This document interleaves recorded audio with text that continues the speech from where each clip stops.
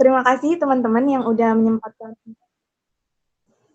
Terima kasih teman-teman yang udah menyempatkan waktunya untuk mengikuti kegiatan Yulit Jakarta yang bertajuk Inspirasi Ramadan. Nah, kali ini kita akan sore ini kita akan membahas tentang Essential Writing Skill for College Student Excellence. Nah, sebelumnya perkenalkan nama aku Nancy. Aku dari Fakultas Teknik Universitas Muhammadiyah Jakarta, jurusan Teknik Industri semester 6. Nah, kali ini aku berkesempatan untuk menjadi moderator kegiatan kita pada sore hari ini. Nah, teman-teman, sebelumnya aku akan menjelaskan CV dari pemateri kita pada sore hari ini. Bentar ya, teman-teman. Nah, pemateri kita pada sore hari ini yaitu adalah Kak Ikrom Azam. Nah, Kak Ikrom Azam ini merupakan founder dari Evo Community dan merupakan mahasiswa berprestasi UNJ 2019. Nah, beliau juga merupakan Duta Bahasa DKI Jakarta 2019. Nah, untuk alamat beliau ini di Jalan Kelapa 3, Kelurahan Lenteng, Kecamatan Jagakarsa, Jakarta Selatan. 2 April tahun 2000. Untuk nomor telepon, teman-teman bisa dicatat ya. Kali aja nanti teman-teman ingin sharing kepada beliau. Nomor teleponnya itu 0882 2475 0376. Untuk nomor WA-nya 0882 1213 1837. Emailnya itu sendiri itu adalah ikromazam@gmail.com. Untuk Instagram bisa di-follow teman-teman @azam struggle new. Riwayat pendidikannya, beliau sekarang sedang berkuliah di Universitas Negeri Jakarta, program studi pendidikan bahasa Arab semester 6. Dan untuk SMA dan SMP, beliau SMA di Smart Excellencia Indonesia, jurusan IPS Akselerasi, SMP Smart Excellencia Indonesia, dan Min 8 Srengseng Sawah.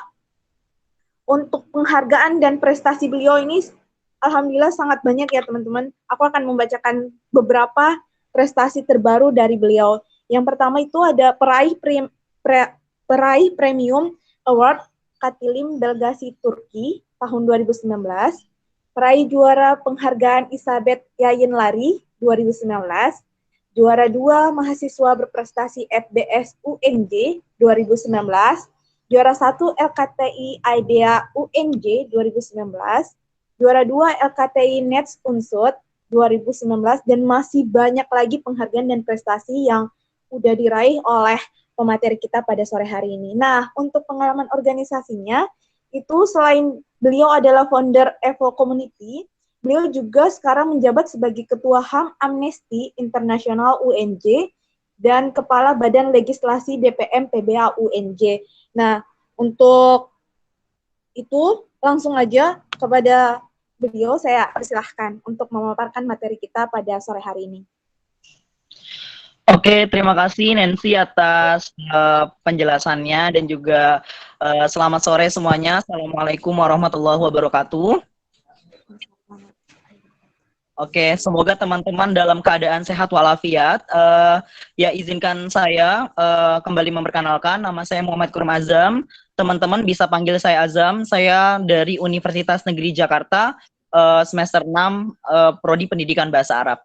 Nah, teman-teman semua, insya Allah hari ini saya mau memberikan sebuah tips dan juga sharing-sharing pengalaman. Sebenarnya bukan mengajarin, tapi mau memberikan sharing aja terkait dengan apa yang sudah saya pelajari dan juga apa yang sudah saya dapati, kayak gitu.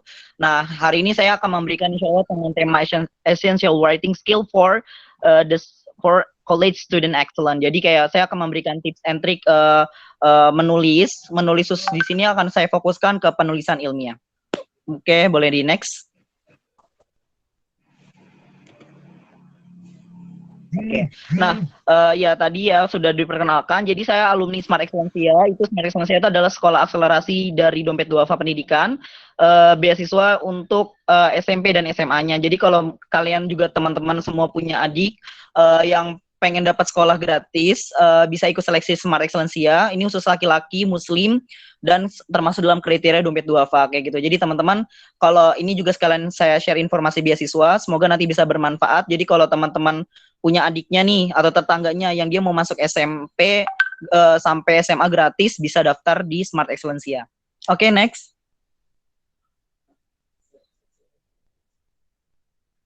Ya, saya mau mulai pemaparan saya hari ini dengan sebuah quotes. Jadi saya ambil quotes ini dari Muhammad Ali, seorang petinju dunia, pernah mengatakan bahwa usia itu cuma soal angka dalam kepala, tapi pengalaman dan prestasi adalah bukti nyata.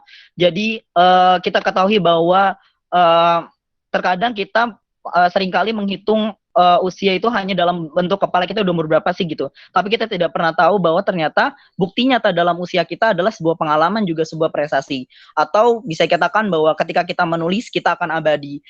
Nah makanya agar kita hari ini bersemangat. Jadi kita hari ini kita akan membahas tentang sebuah keabadian. Keabadian dari mana? Keabadian dari tulisan yang kita buat. Nah nanti seperti apa tulisannya akan kita mulai. Semoga teman-teman udah siap ya. Next. Nah, saya mulai dari kenapa sih kita penting banget punya skill menulis selama kuliah. Jadi alhamdulillah dapat kesempatan di UNJ untuk jadi mahasiswa berprestasi. Dan salah satu persyaratan khusus dari mahasiswa berprestasi, teman-teman bisa baca di persyaratan khususnya nomor kedua, yaitu adalah karya tulis ilmiah yang ditulis dalam bahasa Indonesia yang baku.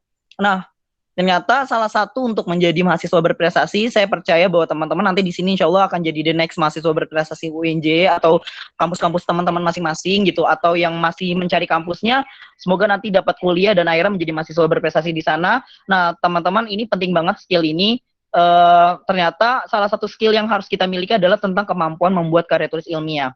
Dan juga kemampuan yang kita perlu kuasai lagi ternyata bukan hanya untuk mapres doang, tapi juga teman-teman bisa ini untuk tugas-tugas nanti ketika di kuliah, yaitu adalah kemampuan untuk menulis ilmiah. Maka insya Allah hari ini saya akan membahas tentang how to make some writing for ilmiah gitu. Jadi kita bagaimana membuat sebuah penulisan ilmiah kayak gitu. Next. Ya, ini adalah 3 tips menulis ilmiah. Yang pertama, bisa di next.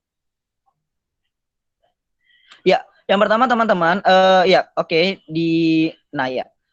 Yang pertama teman-teman, kalau ini kan kita berbicara tentang ilmiah ya, maka kita sebenarnya hal yang paling pertama yang harus kita lakukan adalah kita harus memahami dulu nih, apa sih sebenarnya persyaratan dari penelitian. Karena ketika kita sudah mahasiswa berbeda dengan ketika kita masih SMA. Kalau kita masih SMA, kita mungkin masih sebatasnya penelitian itu tidak fokus untuk bagaimana mengembangkan mengembangkan nalar berpikir. Sementara ketika sudah mahasiswa, nalar berpikir kritis, nalar berpikir ilmiah itu sangat dibutuhkan. Maka yang paling pertama yang harus kita ketahui untuk menulis sebuah karya ilmiah adalah kita harus memahami dulu persyaratan penelitian. Maka apa aja sih subtema atau subbabnya dari kita memahami persyaratan penelitian? Yang pertama adalah kita harus memahami secara sistematis. Sistematis di sini adalah berarti kita harus memahami secara buku panduan yang telah disediakan. Setiap lomba, setiap universitas memiliki buku panduan sistematika untuk penulisan yang berbeda-beda. Maka sebenarnya penulisan yang paling baik apa? Penulisan paling baik adalah penulisan yang sesuai dengan yang diminta panduan, seperti itu. Mengapa penting adanya panduan? Karena panduan akan menjadi tolak ukur untuk bagaimana dinilai gitu. Bagaimana kita bisa mendapatkan point of view untuk penilaian nanti oleh juri, entah itu oleh dosen atau lain sebagainya. Kemudian yang kedua teman-teman, untuk komponen dari memahami persyaratan penelitian adalah yang kedua adalah melakukan perencanaan. Penelitian ilmiah tidak akan bisa berjalan lancar ketika kita tidak melakukan perencanaan. Maka perencanaan ini sangat penting teman-teman. Jadi teman-teman melakukan gagasan apa yang mau teman-teman teliti. Kemudian yang ketiga adalah teman-teman juga harus mengikuti konsep dari ilmiah. Konsep ilmiah itu ada banyak sekali. Salah satunya adalah konsep ilmiah ini adalah merujuk kepada mengangkat tema-tema atau mengangkat tema-tema atau juga mengutip dari beberapa sumber-sumber yang memang menjadi penguat dari penelitian kita. Karena penelitian yang baik adalah ada beberapa penelitian tipe jenis penelitian. Ada yang penelitian memang dia harus mulai dari sesuatu, kemudian dia menciptakan sesuatu yang baru. Cuman ini sangat jarang. Tapi ada dua. Yang penelitian kedua yang paling sering digunakan adalah penelitian yang mengembangkan, di mana mengambil teori dari yang sudah ada, kemudian dikembangkan dan akhirnya menemukan teori yang baru. Nah, itu yang banyak sekali digunakan di edukasi ilmiah saat ini gitu. Maka kalau misalkan untuk ranah yang pertama yang langsung menciptakan yang sesuatu yang baru, itu biasanya memang di ranah S3. Tapi kalau untuk kita S1 adalah kita melakukan pengembangan dari sebuah penelitian yang sudah ada atau memberikan sebuah klasifikasi dari penelitian yang sudah ada. Nah, itu seperti itu memahami konsep ilmiah. Kita beralih ke tips kedua ya, teman-teman. Nah, ini tips yang kedua cukup lumayan banyak karena sebenarnya tips kedua ini adalah hal yang inti. Yaitu adalah kita harus mengetahui dulu nih, teman-teman, alur-alur langkah dari penelitian. Nah, karena di penelitian ini ada beberapa komponen-komponen. Nah, salah satu komponen akan saya coba jelaskan dari beberapa subbab-subbab dari tips kedua ini. Yang pertama adalah menentukan judul atau masalah. Teman-teman, sebelum kita membuat sebuah penelitian ilmiah atau karya ilmiah, kita juga harus menentukan dulu kita mau buat judulnya seperti apa dan juga masalah yang mau kita angkat apa. Sedikit sharing, ketika saya mengikuti pemilihan mahasiswa berprestasi, saya membuat sebuah karya ilmiah dengan mengangkat tema tentang kesetaraan akses pendidikan dan juga layanan kesejahteraan bagi tenaga kerja migran Indonesia yang ada di Timur Tengah. Teman-teman tahu bahwa ternyata tenaga kerja migran Indonesia yang ada di Timur Tengah ini sampai saat ini masih mendapatkan ketidakadilan baik kesejahteraan mereka, kemudian akses untuk mendapatkan perlindungan hukum. Jadi banyak saat ini yang dari mereka itu yang mendapatkan kekerasan, baik fisik maupun kekerasan seksual kayak gitu. Nah, itu kan sangat miris ya. Nah, akhirnya saya mengangkat masalah tersebut. Jadi untuk nah, itu bisa teman-teman elaborasikan dengan masalah atau penelitian yang teman-teman ingin angkat gitu. Kalau itu yang saya angkat ketika untuk pemilihan mahasiswa berprestasi.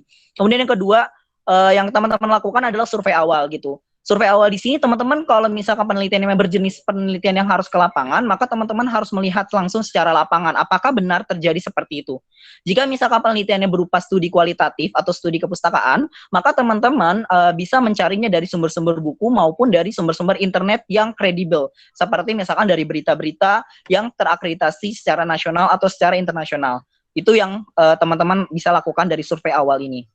Kemudian yang ketiga, teman-teman, yaitu adalah merumuskan masalah. Ketika teman-teman sudah melakukan survei, sudah menentukan masalah yang mau teman-teman angkat, maka teman-teman harus merumuskan masalah spesifik seperti apakah yang harus teman-teman angkat untuk akhirnya teman-teman menjadikan sebuah penelitian. Nah, kalau yang saya biasa lakukan adalah kayak saya contoh yang karya tulis ilmiah saya waktu mahasiswa berprestasi. Jadi setelah saya sudah menemukan masalah yang ada di Timur Tengah bahwa ternyata kasus kekerasan seksual dan kekerasan fisik yang terjadi kepada tenaga migran Indonesia di Timur Tengah sangat banyak dan pemerintah juga belum melakukan upaya serius untuk menangani hal itu, maka akhirnya saya merumuskan sebuah masalah. Kayaknya kita perlu membuat sebuah media di mana menjadi pegangan atau pedoman bagi tenaga migran kita di luar sana, TKI kita di sana, ketika misalnya tiba-tiba mereka mendapatkan kekerasan, mendapatkan ketidakadilan atau ketidaksejahteraan, maka mereka bisa melapor melalui aplikasi yang akhirnya saya coba buat gitu.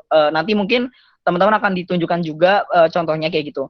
Kemudian yang keempat, yaitu kita melakukan studi kepustakaan. Jadi setelah kita sudah menemukan sebuah rumusan masalah, kita menentukan dulu nih studi pustakaannya. Jadi kita menentukan dulu teori apa yang memperkuat dari penelitian yang akan kita angkat gitu. Jadi karena kebanyakan dari kita untuk ranah S1 adalah mengangkat sesuatu hal yang mengembangkan dari penelitian yang sudah ada, maka teman-teman kita juga perlu menguatkan juga nih. Jadi jangan sampai penelitian kita tidak bersumber dari penelitian-penelitian sebelumnya atau tidak mengangkat atau memperkuat atau mengembangkan penelitian yang sudah ada. Karena bisa jadi dikatakan penelitian kita itu belum sampai ranah ke situ karena kita masih S1. Kalau mungkin S3 kita sudah diperbolehkan untuk membuat sebuah teori baru. Kemudian selanjutnya komponen selanjutnya adalah merumuskan kerangka berpikir dan juga hipotesis. Nah, di kerangka berpikir dan juga hipotesis ini adalah teman-teman membuat sebuah planning. Teman-teman mau buat penelitian seperti apa, jadi planningnya itu sudah digambarkan. Kira-kira misalkan kalau teman-teman ingin membuat sebuah penelitian yang pengembangan, kayak misalkan penelitian itu adalah tadi membuat sebuah aplikasi untuk membantu, akhirnya teman-teman memberikan hipotesis, kira-kira aplikasi ini apa goals tujuannya, dibentuk aplikasi ini agar apa gitu. Jadi kayak memberikan point of view-nya sehingga teman-teman bisa mempelajari kembali secara spesifik apa yang mau teman-teman tulis. Kemudian yang selanjutnya adalah metode penelitian. Nah, nih metodologi penelitian ini penting banget teman-teman karena di sini akan menspesifikasikan penelitian teman-teman ini adalah penelitian yang kualitatif kah, kuantitatif kah, atau penelitian yang pengembangan. Maka teman-teman di sini bisa memilih sesuai dengan bidang teman masing-masing. Kalau bidang saya adalah pendidikan dan bidang saya difokuskan pendidikan ke bahasa Arab, maka saya membuat sebuah metodologi penelitian adalah berarti lebih ke kualitatif yang akhirnya saya membuat sebuah pengembangan kayak gitu. Jadi kualitatifnya adalah saya memberikan penelitian berupa deskriptif terkait dengan pembuatan sebuah produk, akhirnya kemudian saya kembangkan untuk menyelesaikan suatu permasalahan. Seperti itu yang saya angkat. Kemudian selanjutnya lagi ya oke, untuk komponen selanjutnya itu adalah adanya analisis data gitu. Jadi ketika nanti teman-teman sudah membuat sebuah rancangan, maka teman-teman juga bisa melakukan sebuah analisis data gitu. Jadi teman-teman bisa membuat sebuah analisis ini adalah dari data yang teman-teman sudah dapatkan, sumber yang sudah teman-teman dapatkan, akhirnya yang kemudian dianalisis kayak gitu.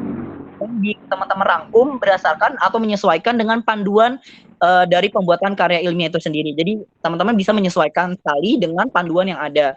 Kemudian yang terakhir adalah kesimpulan. Kesimpulan ini biasanya ada di bab terakhir, yaitu lebih ke bagaimana memaparkan hasil dari penelitian teman-teman kayak gitu. Jadi setelah teman-teman melakukan penelitian, sudah melakukan pembahasan, dan akhirnya teman-teman memberikan kesimpulan apakah penelitian teman-teman, apakah pengembangan yang teman-teman lakukan, kualitatif yang teman-teman lakukan ini sesuai dengan rumusan masalah atau mengatasi rumusan masalah yang sudah teman-teman tetapkan. Seperti itu untuk di bagian yang kedua.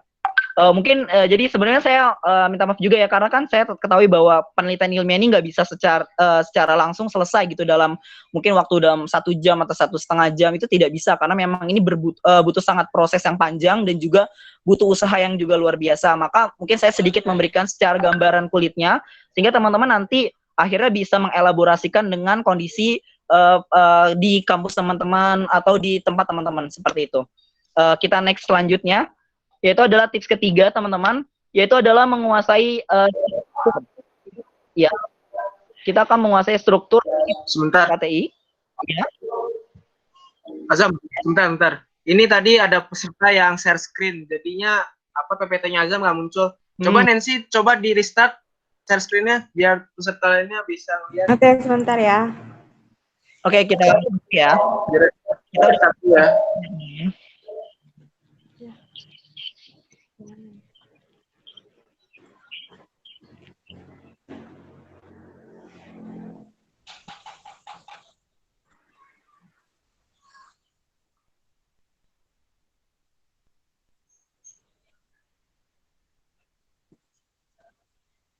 Kelihatan nggak?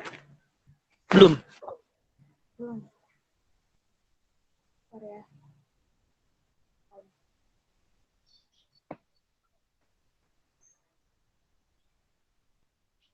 Oke, sudah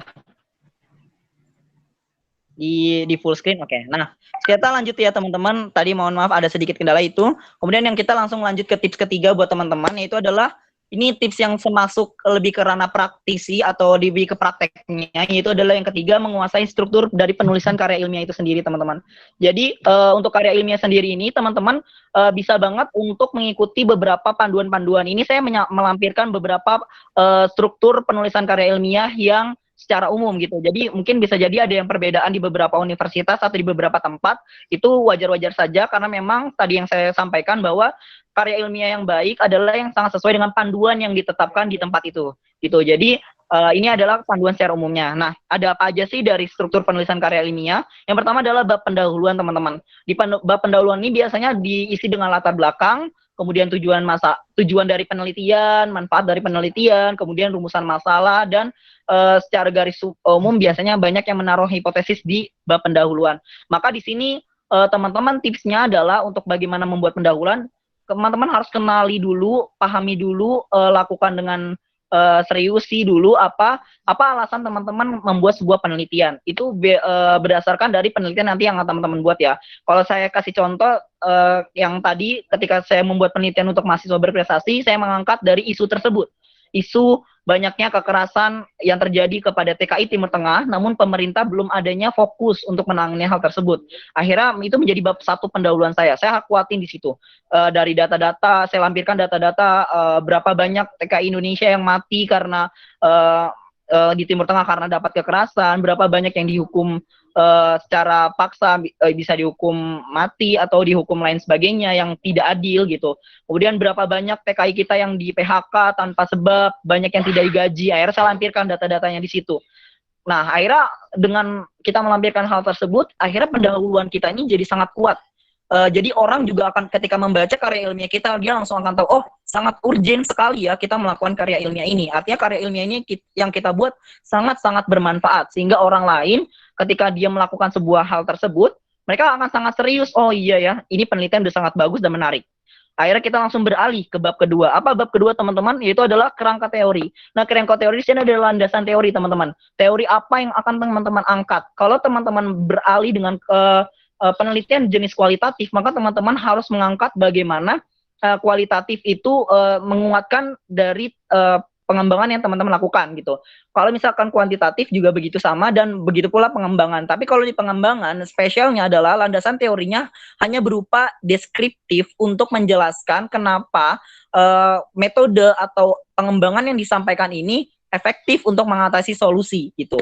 Jadi kita lebih mengangkat tentang bagaimana definisi advokasi, definisi terkait dengan tenaga kerja migran gitu. Kalau berkaca pada penelitian yang saya angkat kayak gitu ya teman-teman.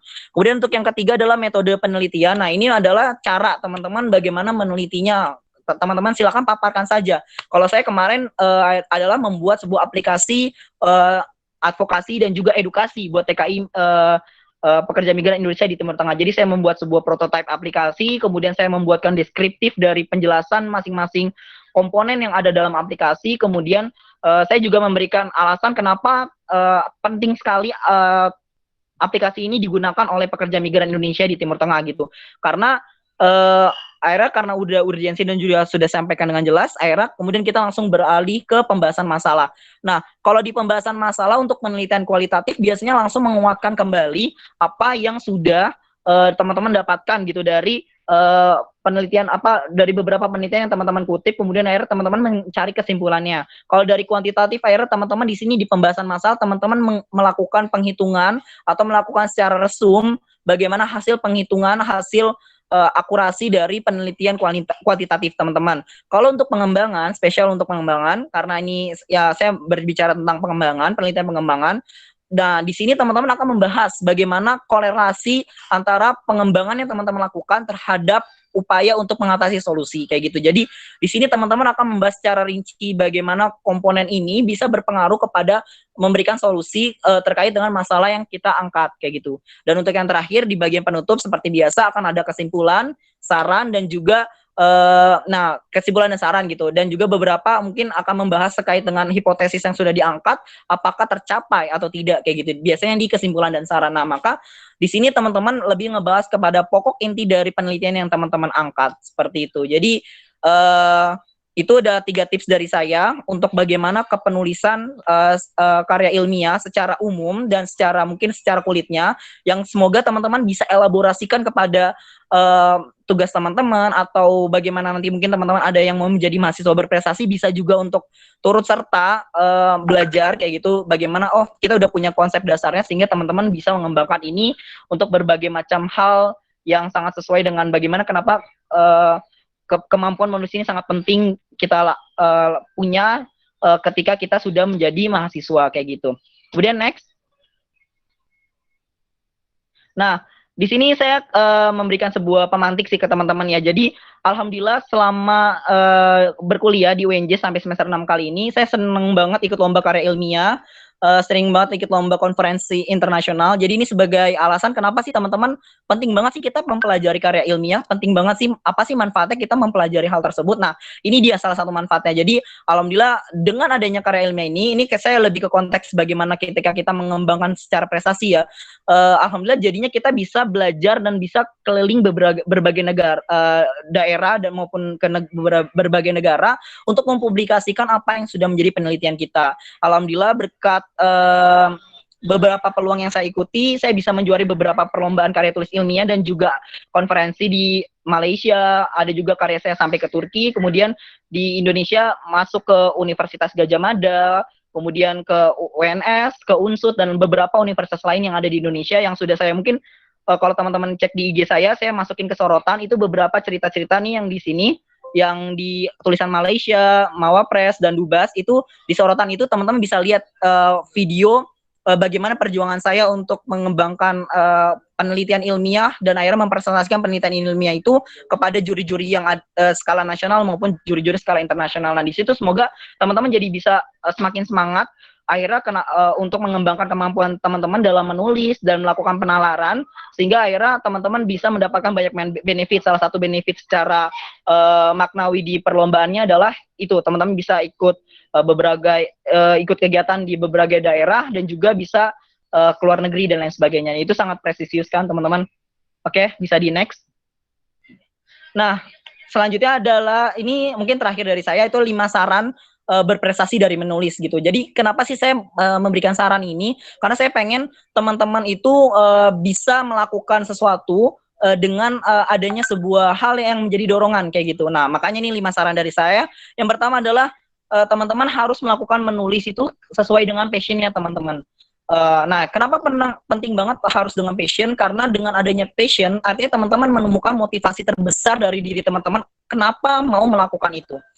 Nah, itu penting banget karena dengan adanya passion ini teman-teman akan terdorong dengan lebih aktif, terdorong dengan lebih kuat. Kenapa teman-teman sampai rela-rela begadang, rela-rela nggak tidur untuk menyelesaikan itu? Itu namanya passion ya. Jadi cara mungkin sebagai tips juga ya, sebagai cara untuk teman-teman menemukan passion teman-teman adalah teman-teman melakukan suatu hal itu yang teman-teman kalau dia melakukan itu sampai begadang pun, sampai nggak tidur pun, sampai nggak makan pun, teman-teman akan rela dan siap berkorban untuk melakukan hal tersebut. Nah, itu bisa dikatakan bisa jadi itu passion teman-teman. Nah, kalau saya menemukan passion itu di membaca dan juga menulis gitu. Alhamdulillah, kalau saya udah membaca atau saya udah menulis, kadang-kadang saya terkadang juga suka, wah udah jam nggak kerasa ya udah dari pagi sampai siang gitu. Akhirnya sholat zuhur terus lanjut lagi segala macam. Jadi waktu itu jadi kayak nggak kerasa tapi bermanfaat kayak gitu teman-teman. Itu tips yang pertama, saran yang pertama untuk bisa berprestasi melalui menulis. Yang kedua bisa di next. Nah, lakukan yang lebih dari biasanya. Nah, ini yang penting banget teman-teman. Jadi, kalau kita ingin sukses, kita juga harus punya ambisi yang kuat nih teman-teman. Untuk akhirnya menjadi lebih baik dari orang lain. Bukan lebih baik di sini adalah, lebih baik adalah berlomba-lomba dalam kebaikan. Bukan untuk menjadi merasa lebih tinggi, bukan. Tapi untuk berlomba-lomba dalam kebaikan. Fastabiqul khairat gitu ya. Berlomba-lomba dalam kebaikan. Yang dimana ketika teman-teman melakukan yang lebih dari biasanya, insya Allah, sesulit apapun tugas, sesulit apapun yang teman-teman alami, insya Allah akan menjadi mudah ketika teman-teman sudah melakukan yang terbaik dan melakukan yang lebih dari biasanya. Bisa di next. Selanjutnya yang ketiga, yaitu adalah teman-teman juga harus punya tujuan yang jelas. Jadi ini penting banget sih, teman-teman harus memulai sesuatu dari niat dulu ya kan. Innama a'malu binniyat wa innama likulli imrin ma nawa. Jadi teman-teman memulai sesuatu dari niatnya dulu gitu. Jadi niat teman-teman apa sih? Tujuan teman-teman apa sih ketika teman-teman melakukan sebuah penulisan, membuat sebuah karya, ingin berprestasi dan lain sebagainya, maka meluruskan dulu niatnya teman-teman. Ini penting banget karena jujur ketika teman-teman sudah punya niat yang baik, insya Allah sesulit apapun yang teman-teman alami itu teman-teman akan dapat kemudahan kayak gitu ya. Kalau saya pun membiasakan diri gitu. Jadi ketika saya membuat sebuah karya, melakukan sharing-sharing inspirasi seperti ini gitu, memberikan talk show dan lain sebagainya, saya selalu ingin akhirnya mencoba lagi untuk memuhasabah diri gitu, kayak bismillah saya berniat untuk ya setidaknya bisa bermanfaat untuk membantu menginspirasi teman-teman yang lainnya, kemudian sebagai wujud rasa syukur agar ilmu kita semakin berkah dan semakin bertambah dengan kita membagikan kepada orang lain. Kayak gitu sih, itu penting banget teman-teman. Jadi mulai sesuatu dengan niat yang baik, insya Allah akan lancar prosesnya dan akan banyak banget kemudahan yang akan kita dapatkan. Selanjutnya yang keempat, Nah, berpikiran yang terbuka teman-teman, ini penting banget ya teman-teman. Kita harus punya kemampuan untuk berpikir terbuka. Jadi jangan sampai kita stagnan atau saklek pada satu pemikiran kita saja gitu. Karena kita tidak dapat menutup kemungkinan bahwa dari orang sekitar kita bisa banget dapat banyak ide gitu. Saya sendiri jujur ya banyak banget mendapatkan ide dan juga masukan dan juga pengembangan diri itu justru malah dari hal-hal remeh-temeh yang ada di sekitar kita gitu.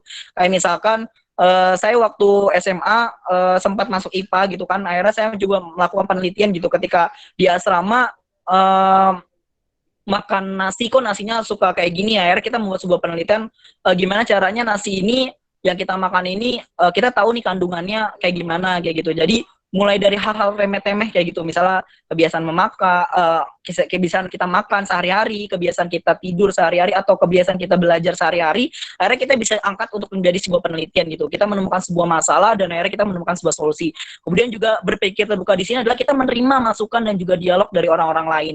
Karena penting banget ketika kita mendapatkan feedback juga dari orang lain, itu akan sangat luar biasa. Jadi kita akan banyak sekali sudut pandang yang bisa kita rangkum, akan banyak sekali sudut pandang yang bisa kita angkat, sehingga apa yang sudah kita tulis, apa yang kita angkat, penelitian yang kita angkat itu sangat kaya akan banyak sudut pandang. Jadi nggak cuma saklek di satu sudut pandang kayak gitu.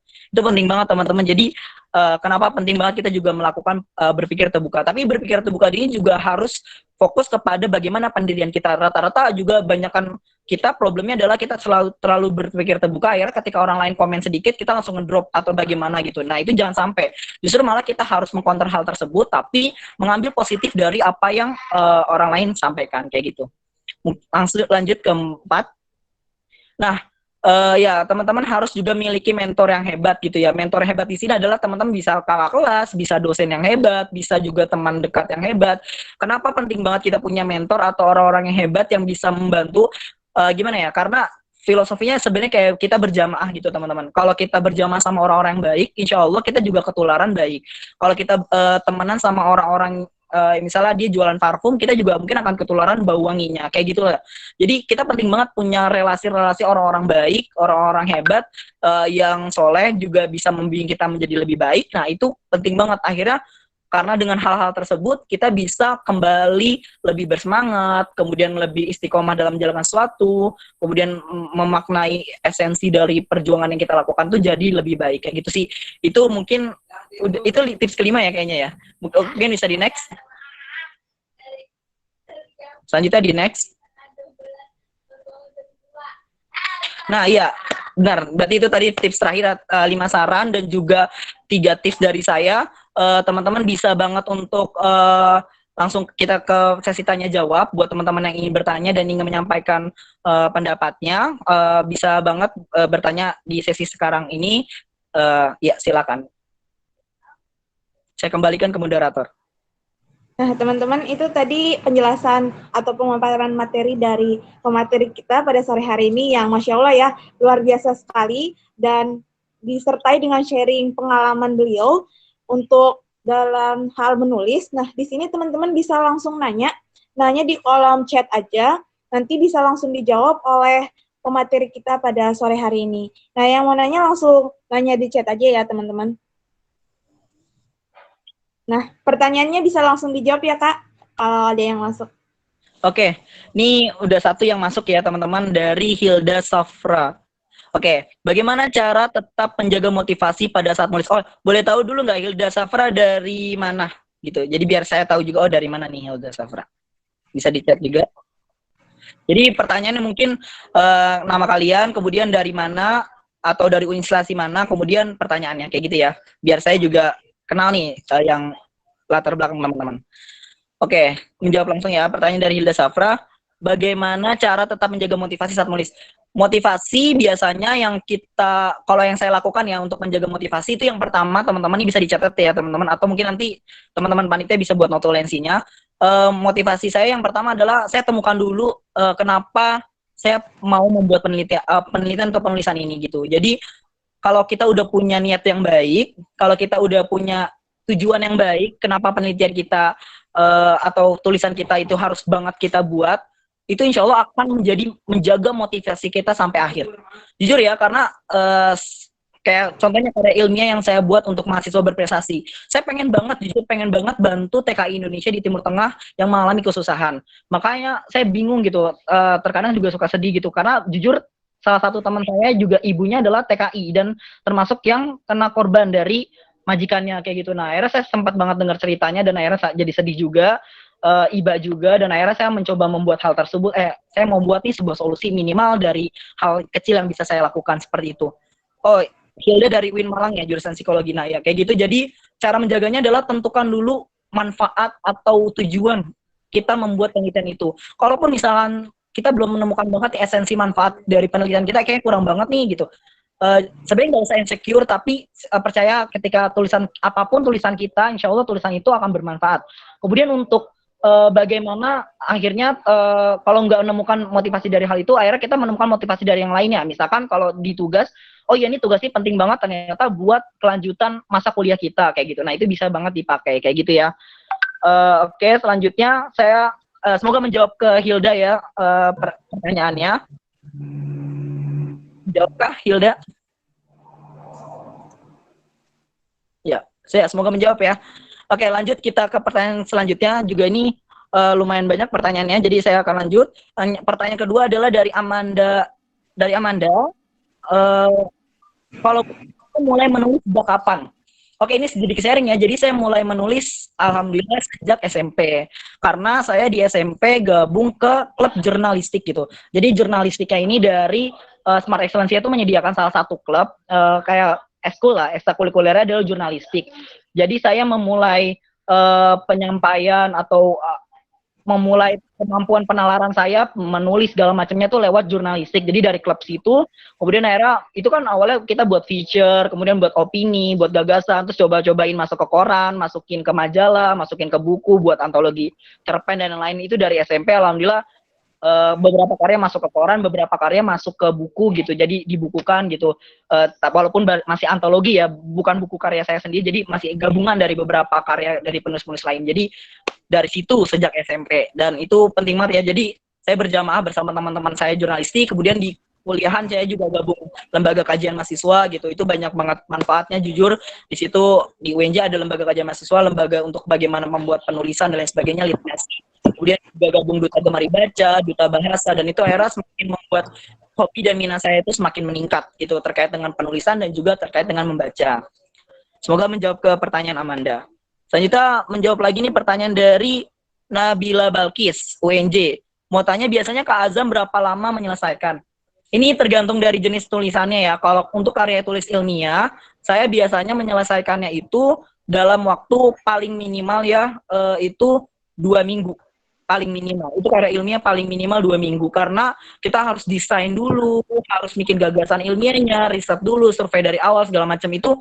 2 minggu itu bener-bener full fokus ya. Jadi kayak kalian kuliah, mungkin misalnya sambil kuliah, saya juga sering banget nyelingin nama kuliah ya. Misalnya ada waktu kosong kuliah, akhirnya saya coba buat gagasan lanjutin karya ilmiah kayak gitu. Jadi minimal 2 minggu karena itu butuh riset dan lain sebagainya, sama buat desain yang baru dan lain sebagainya kayak gitu. Itu sih saya biasanya. Tapi kalau emang untuk mapres, jujur ya KT mapres saya kerjainnya itu dalam waktu 4 hari gitu. Itu benar-benar ngebut karena sering banget direvisi dan akhirnya itu sampai begadang tidur karena ketiduran. Itu sering banget. Untuk itu pernah terjadi ketika buat KTI Mapres karena waktunya mepet, dikasih tahunya mepet, dan juga akhirnya deadline-nya mepet gitu. Jadi akhirnya the power of KPPT luar biasa ya. Jadi kayak tidur karena ketiduran, begadang semalaman segala macam kayak gitu. Itu pertanyaan dari Nabila Bakti, semoga menjawab. Kemudian untuk Rizka Anggra ini, pertanyaan dari Rizka ini dari Unsri. Gimana ya memberanikan diri ikut lomba-lomba khususnya LKTI karena sedikit pengalaman? Oke, Rizka, sebenarnya Rizka nggak usah khawatir, sedikit pengalaman. Jujur ya, ini saya mau sedikit bocoran ya. Jadi, saya baru memberanikan diri ikut lomba KTI setelah ikut lomba Mapres gitu. Jadi, sebelumnya saya nggak pernah buat KTI di SMA, pernah buat sedikit KTI untuk syarat lulus. Itu pun juga kayak standar biasa aja. Tapi, saya benar-benar berani mulai buat KTI ketika ikut Mapres, dan alhamdulillah KTI saya itu diterima. KTI saya itu dapat penghargaan, akhirnya juara di Mapres juga, dan itu membuat saya tuh akhirnya jadi semangat gitu. Oh, ternyata gagasan saya untuk mengatasi suatu masalah yang insya Allah bisa bermanfaat itu dihargai loh sama orang lain. Akhirnya itu menjadi mendorong saya. Nah, kalau untuk Rizka, jadi nggak usah khawatir, coba dulu aja. Insya Allah ketika Rizka udah berani mencoba, gagal, dan sekalinya gagal, Rizka jadi akan jauh lebih belajar. Kalaupun langsung menang, kayak alhamdulillah kebetulan saya langsung menang, itu teman-teman Rizka jadi ketagihan gitu. Jadi ketagihannya artinya ketagihan dalam hal positif. Jadi pengen ikut lagi, pengen lomba lagi, kayak gitu. Itu sih yang gimana cara memberanikan diri, ya itu langsung mencoba kayak gitu. Selanjutnya izin menjawab pertanyaan dari Alivia Rahma ya, dari Purwokerto. Tadi dalam disebutkan bahwa berpikir kritis dan ini sangat diperlukan. Apakah tips khusus untuk mengasah otak kita untuk berpikir kritis dan menyesuaikan dengan kondisi agar tema yang diangkat dalam karya menjadi berbobot? Nah, cara untuk mengasah berpikir kritis, jujur ya, ini yang saya lakukan ya. Mungkin teman-teman bisa juga catat. Saya pertama adalah memperbanyak referensi bacaan. Karena jujur kalau kita pengen berpikir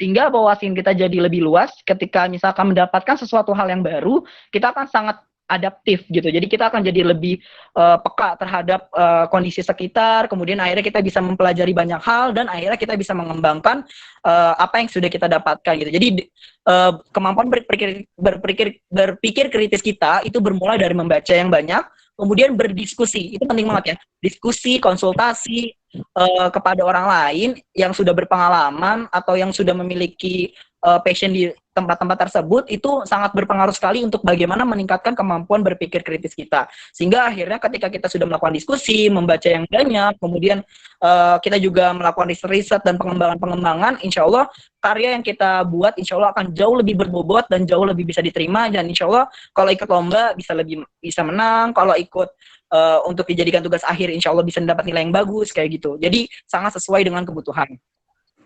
Selanjutnya untuk Munika Widya, pertanyaannya dari Universitas Hasanuddin, cara menemukan ide KTI. Saya ingin sekali ke lomba KTI tapi suka bingung menemukan ide. Nah, untuk cara menemukan ide, kalau saya sih ide saya itu biasanya ya itu kita angkat dari sebuah masalah gitu.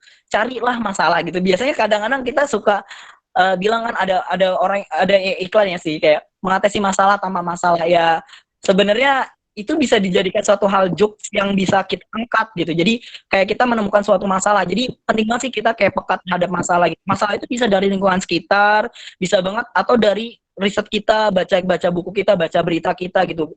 Sekarang contohnya misalnya cara menemukan sebuah ide nih. Sekarang Indonesia sedang apa? Kena dampak COVID-19 gitu kan. Dari segi ekonominya kena kan, ekonomi masyarakat menjadi menurun. Kemudian dari segi kesehatan masyarakat juga jadi was-was gitu kan, banyak yang kena COVID dan lain sebagainya. Nah ini justru malah harusnya menjadi peluang kita nih, oh idenya penting nih. Gimana caranya misalkan kita angkat masalah, gimana caranya kita meningkatkan daya imun kesehatan bagi masyarakat Indonesia yang lagi kena wabah pandemi atau masyarakat dunia yang lagi kena wabah pandemi. Nah, kalau orang-orang berpikir menemukan ide, ini langsung ditemukan ide nih gitu. Idenya apa? Idenya tentang itu. Bagaimana caranya kita buat sebuah obat atau membuat sebuah ya entah itu kayak suplemen yang bisa meningkatkan imun untuk mengatasi permasalahan ini. Jadi kayak gitu tuh cara menemukan ide. Jadi temukan dulu masalahnya, insya Allah akan dapat idenya. Kayak gitu. Oke, sekarang saya ingin menjawab pertanyaan dari Nadia Lailatul Faiza dari SMAN 2 Nganjuk. Oke, mantap. Jawa Timur ya. Motifnya untuk kita mudah dalam mendapatkan ide tadi ya. Kemudian yang dibuat, oke. Pertanyaan selanjutnya ya ini ya. Ketika mau kita buat ide, punya ide, pernah dibuat penulis lain, bagaimana? Nah, kalau ide penulis lain sebenarnya lebih baik kita bisa mengembangkan atau kita bisa mencari yang lain, alternatif. Karena dikhawatirkan sebenarnya baru pernah buat itu sensitif gitu, atau dia merasa kayak itu kayaknya ide gue gitu. Nah itu untuk menghindari hal-hal itu ya sebaiknya kita menghindari, lebih baik kita mencari yang lain atau mengembangkan dari punya dia, tapi jangan sampai gimana ya, ini juga khawatir banget ya, karena sering kali karena ini sosial medianya sudah sangat luar biasa membludak, dia kayak arus informasi sangat cepat, jadi terkadang kita punya ide baru nih, ternyata ide itu udah ada di lain, padahal niat kita nggak plagiarism, nggak apa gitu, cuman kita dapat kena tuduh atau sebagai macamnya, itu sangat memungkinkan sekali. Maka sebenarnya lebih baik sebagai pengalaman juga, lebih baik kita mencari ide yang lain gitu. Dan pun kalau misalkan sama, kita juga harus bisa klarifikasikan kenapa yang kita angkatin nggak sama gitu, nggak sama persis. Kalaupun memang agak-agak mirip, kita sampaikan perbedaannya gitu. Jadi kita bisa punya hal yang lebih menguatkan gitu. Kemudian sharing pengalaman mengasalkan lomba KTI yang mana dan mengangkat apa.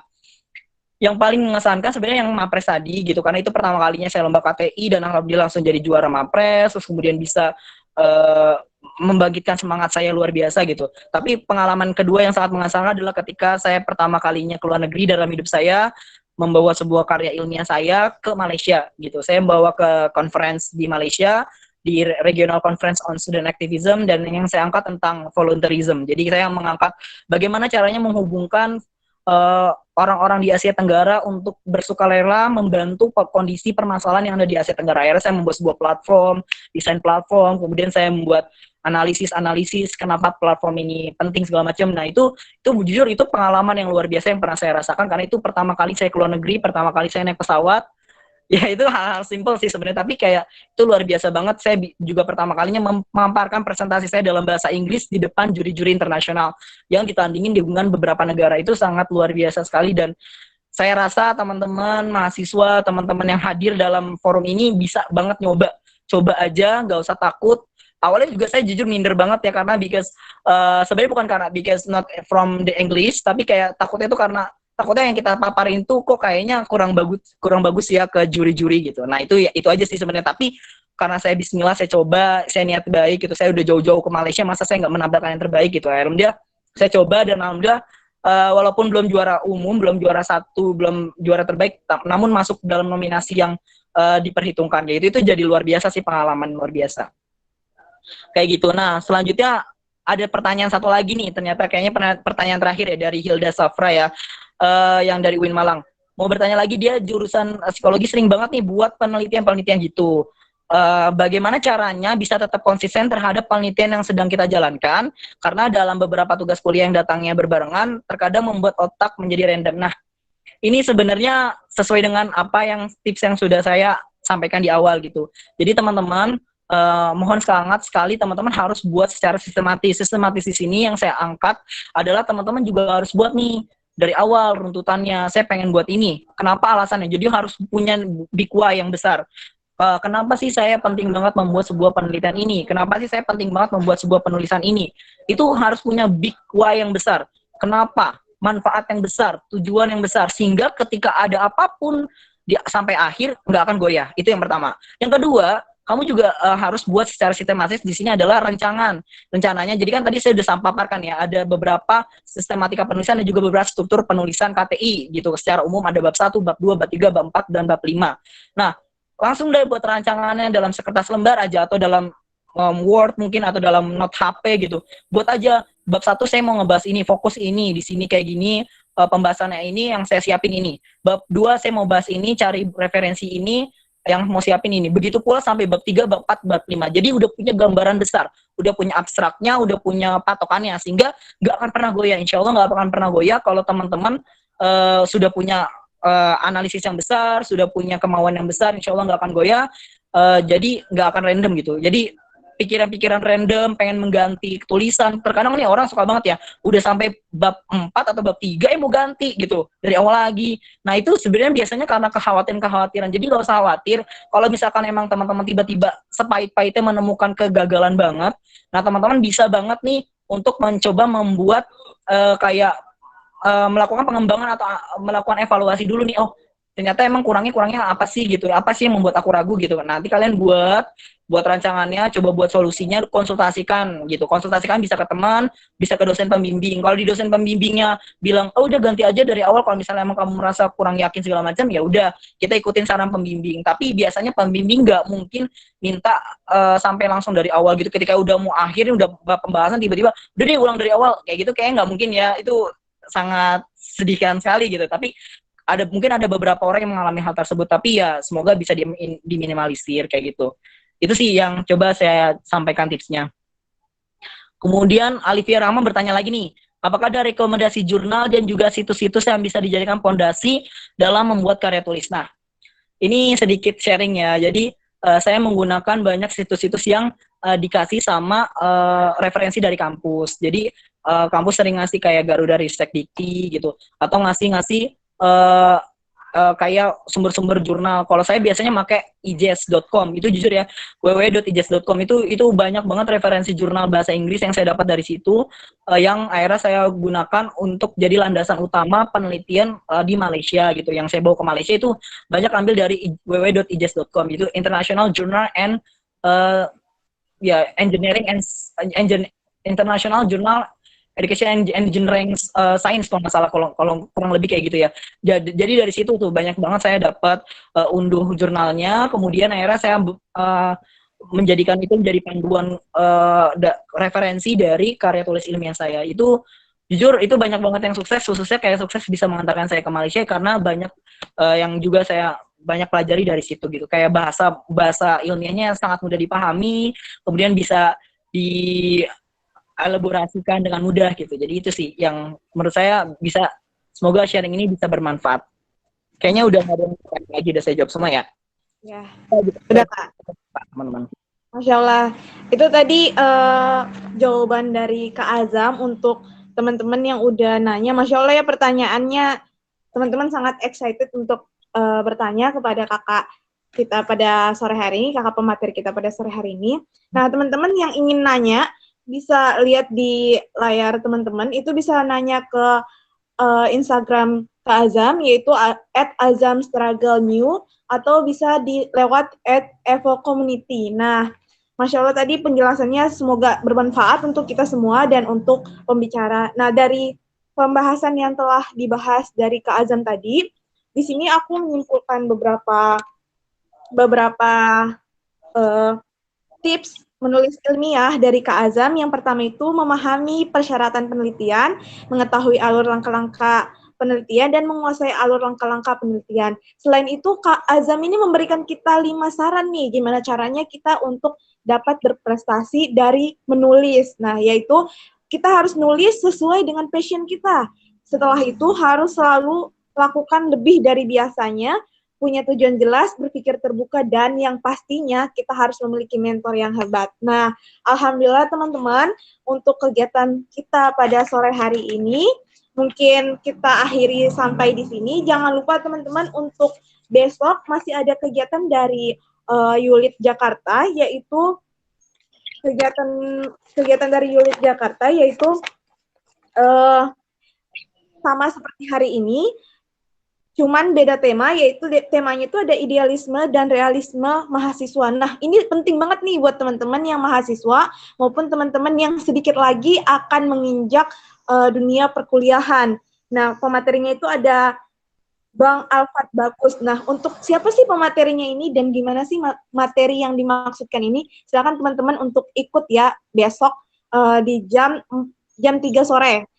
Nah, untuk itu dari saya sebagai moderator undur diri. Jika ada salah kata, mohon maaf. Sebelum saya tutup, di sini saya mengutip kata-kata dari Buya Hamka yang insya Allah bakal jadi motivasi bagi teman-teman yang akan memulai menulis. Nah, di sini Buya Hamka bilang, tugas kita bukanlah untuk berhasil, tugas kita adalah untuk mencoba. Karena di dalam mencoba, itulah kita dapat menemukan dan belajar membangun kesempatan untuk berhasil. Semangat ya teman-teman yang ingin memulai menulis. Saya Nancy sebagai moderator, saya kembalikan kepada host. Billahi fisabil haq, wastabiqul khairat. Wassalamualaikum warahmatullahi wabarakatuh. Waalaikumsalam. Ya, terima kasih juga ya teman-teman. Mohon maaf lahir batin kalau ada salah. Warahmatullahi wabarakatuh.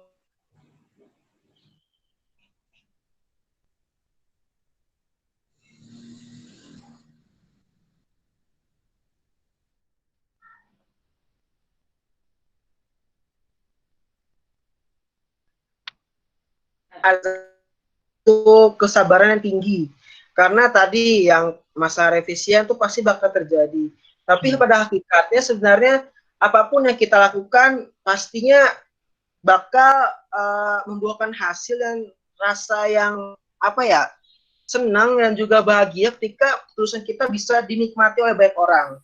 Dan untuk itu teman-teman sekalian, harapannya ketika sudah adanya pada materi kali ini, teman-teman bisa bersemangat buat nulis di bidangnya. Itulah sebagai satu langkah kita supaya bisa meningkatkan literasi kita juga ke masyarakat dan sebagainya. Nah, sebelum kita ada juga kata-kata mutiara dari host yang dikutip dari Pramudia Ananta Tour yang berbunyi, orang boleh pandai setinggi langit, tapi selama ia tidak menulis, ia akan hilang di dalam masyarakat dan dari sejarah. Itulah pentingnya menulis ke masyarakat agar abadi selamanya hingga kita sudah mati nantinya. Mungkin cukup sekian teman-teman di pertemuan sore kali ini. Mohon maaf bila banyak kekurangan dan kekhilafan dari saya pribadi sendiri. Semoga teman-teman bisa setia selalu untuk bisa bergabung di webinar kami selanjutnya, yang tentunya pembahasannya akan lebih kompleks lagi besok. Besok kita akan dibahas dan temani oleh salah satu mantan Presiden BEM mahasiswa UGM, yaitu Kak Afat tadi yang sudah disebut oleh moderator. Dan semoga teman-teman juga bisa mengajak teman-teman yang lainnya. Ini kalau misalnya ditanya, Kak, apakah masih bisa daftar atau enggak? Masih bisa banget, walaupun udah 2 serial udah kita lewati gitu. Mungkin itu saja yang bisa host sampaikan, teman-teman sekalian. Terima kasih atas segala kesempatannya dan kehadirannya.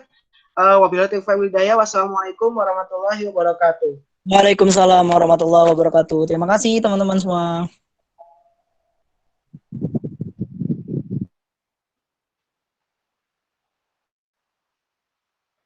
Jangan lupa ya, like and subscribe YouTube kami. Iya, Val, iya.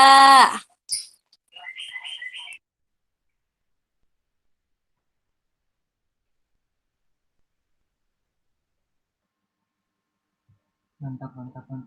Sudah selesai juga ya.